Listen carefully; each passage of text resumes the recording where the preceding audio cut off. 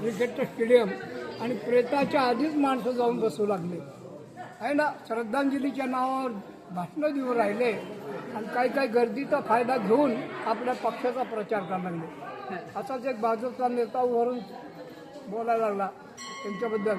आज आप्पा आपल्यातून गेले, परत न कधी येण्यासाठी, पण आपल्याला आप्पाचा चेहरा नक्की लक्षात राहील, कारण आप्पाचा चेहरा हा कमळाच्या फुलासारखा होता. लगेच शिवसेनाला उठला. आत्ताच माझ्या मित्राने सांगितलं की त्यांचा चेहरा कमळासारखा होता, पण ते सांगायला विसरले की त्यांचा शब्द म्हणजे धनुष्याचा बाण होता. मग काँग्रेसवाला उठला, तो म्हणे आप्पा कसे गेले हे कुणी नाही सांगितलं, आप्पाला यमाने हात दाखवला म्हणून आप्पा गेले. मग तो राष्ट्रवादीवाला बोलतो, मला ज्यावेळेस फोन आला आप्पा गेल्याचं, आम्ही घड्याळात पाहिलं 10 वाजून 10 मिनिट झालते, म्हणजे ते राष्ट्रवादी होते. पुन्हा मायावतीचा बाई आली, आप्पा किसी की लेन देन में नहीं थे, किसी को कुछ बोलते नहीं थे, हत्ती चलता है कुत्ते भुकते ऐसा उनका काम था. राज ठाकरे उठला त्यांच्या पक्षाचा.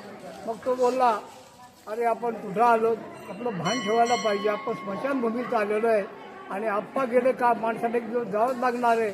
अरे पण ते कसे गेले इतकं बोलायची गरज आहे का? आता चेहरा राहिला का? आता शब्द राहिला का? आप्पाला यमाने कशाला हात दाखवला? आप्पाच्या हृदयाचं इंजन बंद पडलं, आप्पा गेले.